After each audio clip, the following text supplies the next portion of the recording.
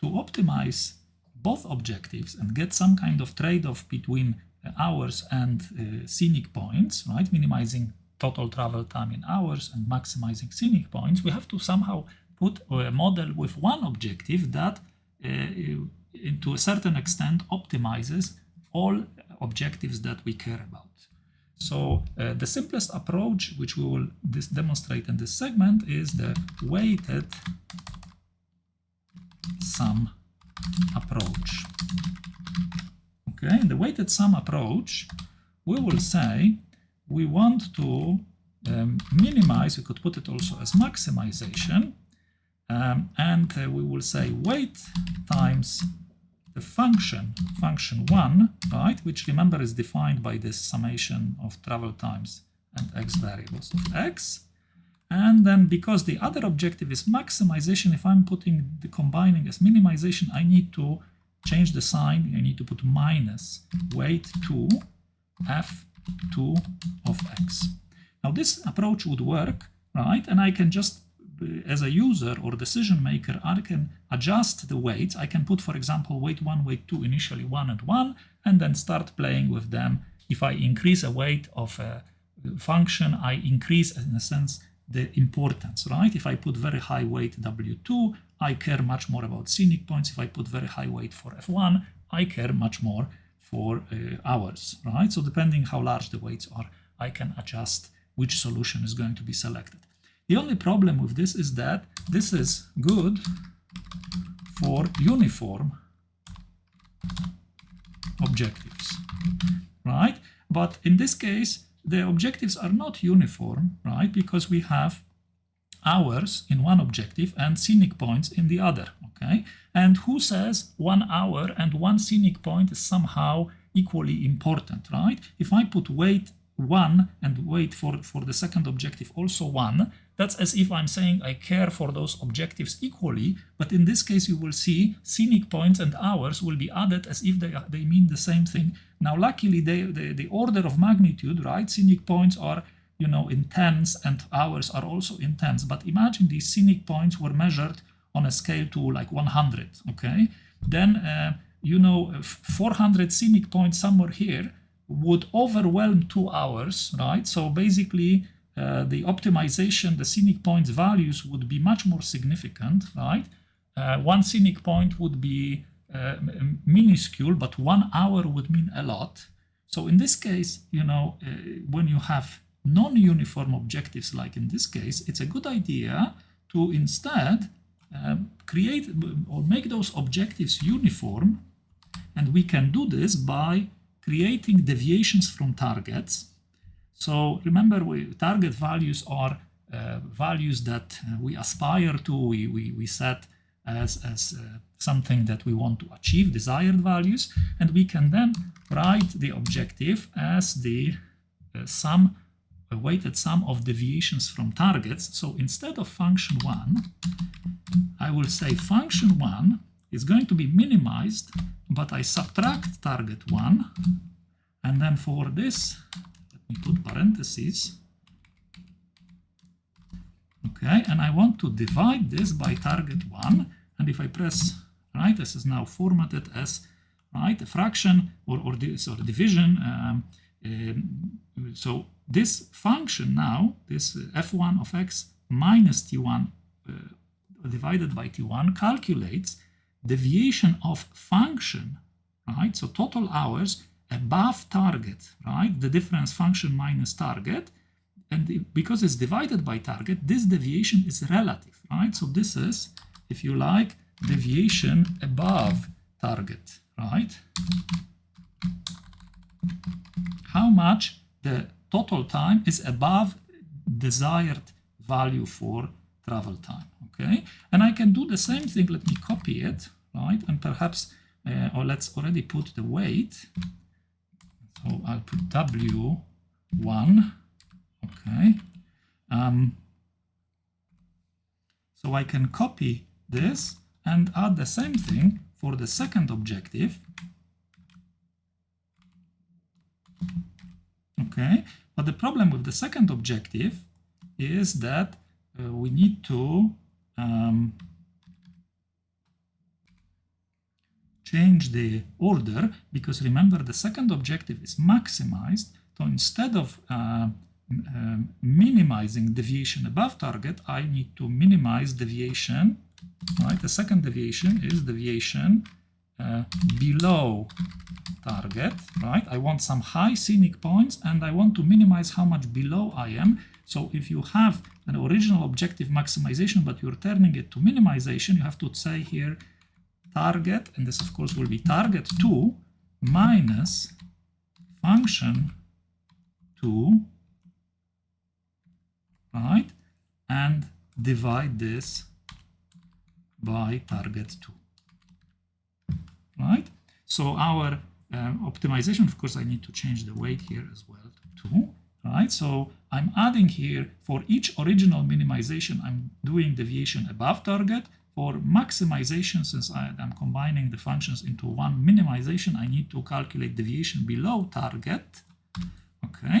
And of course, right, so you see effectively this function that was originally minimized is positive here, right, with a plus, right, a positive value, but the objective that was maximized, there is a minus in front of it. So, right, in fact, minimizing negation of the function with some scaling by target, it's still going to maximize the original function.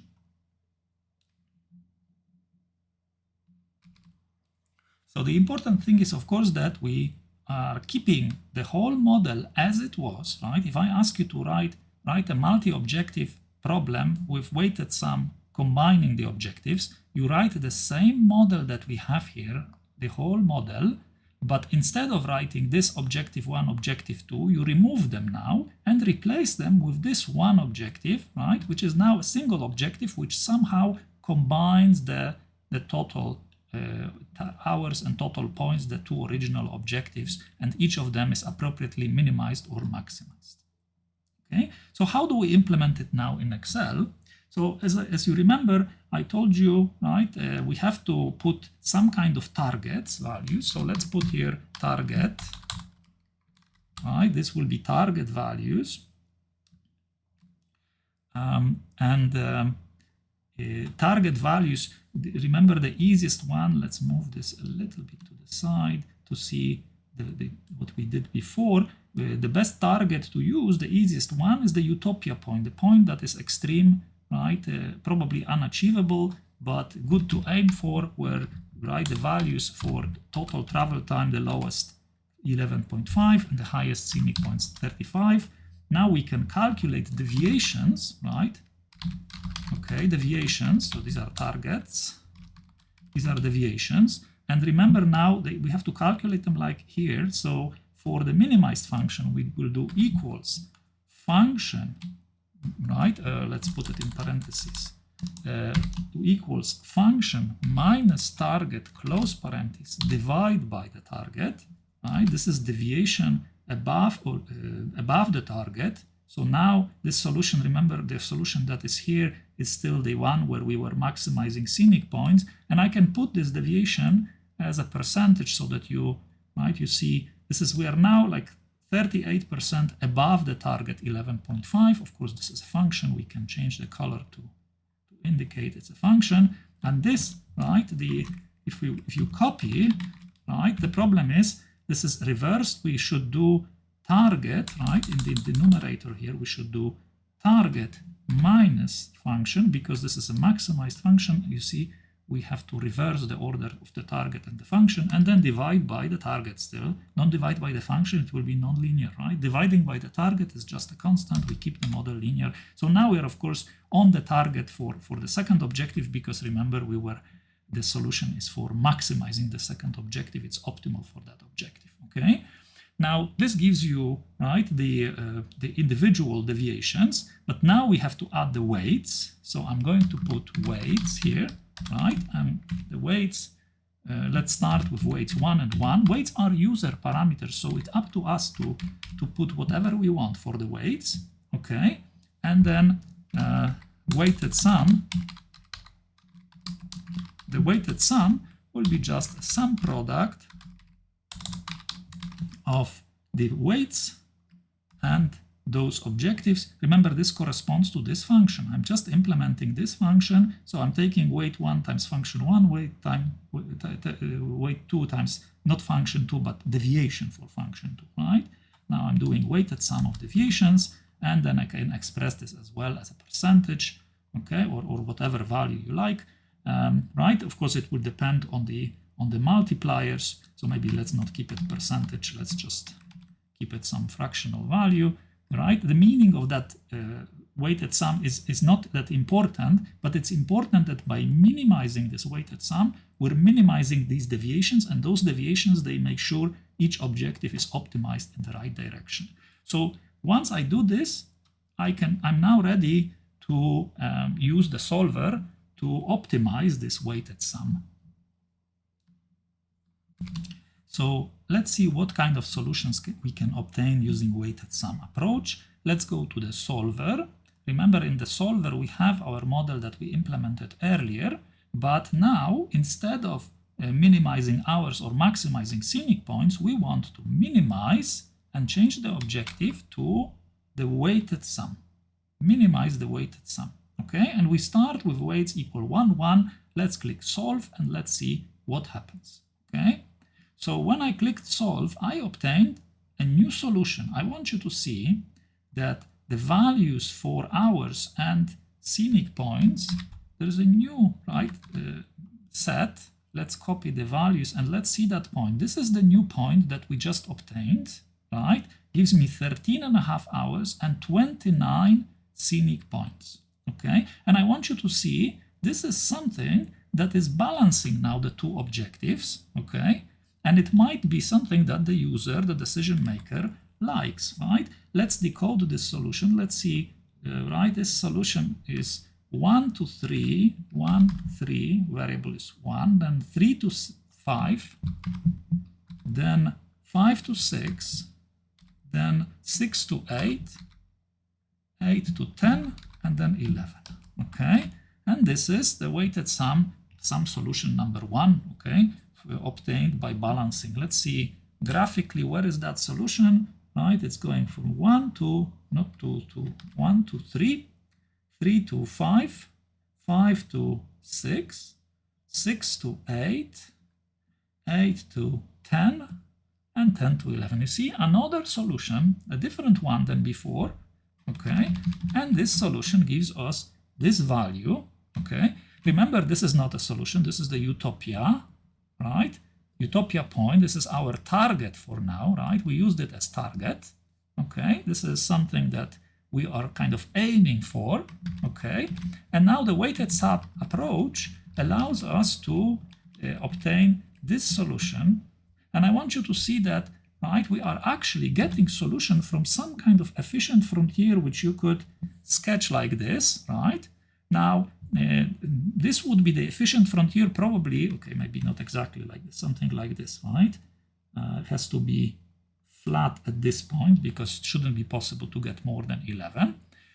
Now, probably I will not get solutions that are all points between, because this problem is discrete, right? Every path is just one point on this, right? And I have a limited set of paths, so I will not be able to get every possible solution on this continuous right space, but I want you to see that I should be able to get different solutions depending on what weights I will choose, right? So now I can choose other types, right, other values for weights, and hopefully obtain different solutions.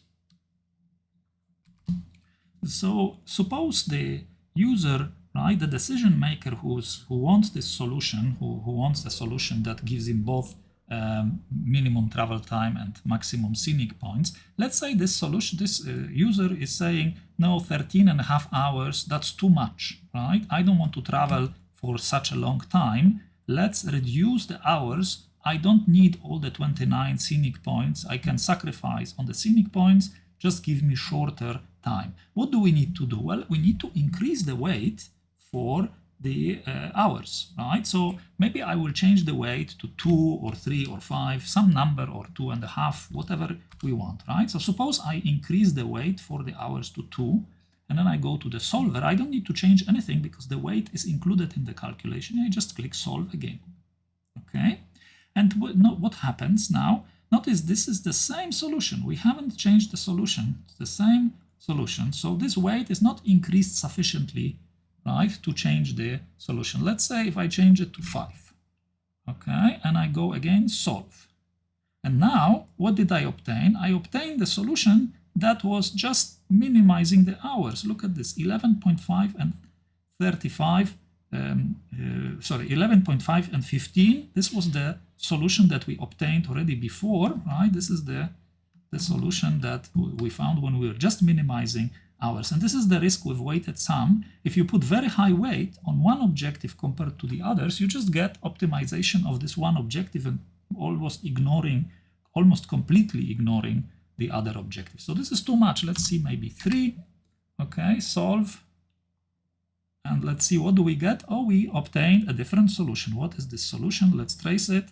Right, so again, it is 1, 2, 4, 7, 8, 10, and 11. You see, it's slightly different, this solution. 1, 2, 4, not 5, right? Not 1, 3. So it's going 1, 2, 4, 7, 8, 10, 11. So it slightly deviates from the other, right, solution, from the shortest path. Okay, and if we copy the numbers, 11.8 hours, okay, and 18 scenic points, and you see this is the point that we just obtained. This is the new solution, right? So we now have 4 solutions that are efficient solutions, right? These solutions are on the efficient frontier. Why? We know because we were maximizing a combination of them. So it's not possible to, right? It's not possible to, for example, improve scenic points without worsening, right? If you want to improve this, you have to worsen the other objective. So, right, it's not possible to find a solution that dominates any of those. Okay, weighted sum approach gives you always efficient solutions.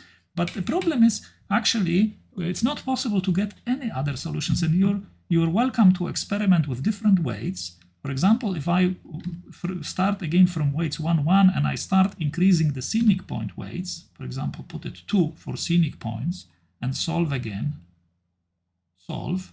And now what am I getting? 15.935. That is my solution for maximum points, right? Even if I put 1.5, I probably will not get any other solution. Okay, so this method is giving me only these 4 points. Depending on the weights, I am unable to choose any other solutions. So the question is, are these all efficient solutions or not? It's actually a limitation of the weighted sum. It cannot find all efficient solutions. You will see with the other methods, we can find solutions that are better, or not better, but also efficient, that somehow the weighted sum cannot identify.